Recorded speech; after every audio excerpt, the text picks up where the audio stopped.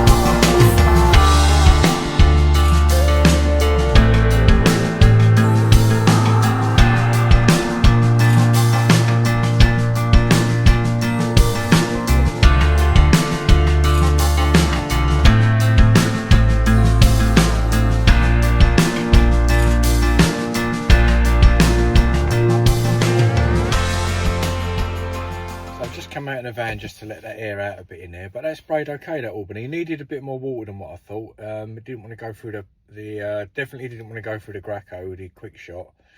So then I brought the air Bauer sprayer in, and that was even struggling a little bit. The towels were on the sides of it, so a bit more water in it. So I probably put about, I'd say probably that much, about like an inch full of water into the whole tub, but probably could have done with a bit more really. I've just diluted it a touch more. I didn't want to make it basically too watery. I didn't want it running down the coving, so yeah, just a little bit of trial and error with that, but it sprayed nice. There wasn't like a load of overspray, there wasn't tons of mist in the air from it. Yeah, it goes on quite nice. Anyway, yeah, I'll let it pick up now. I'll go back in there.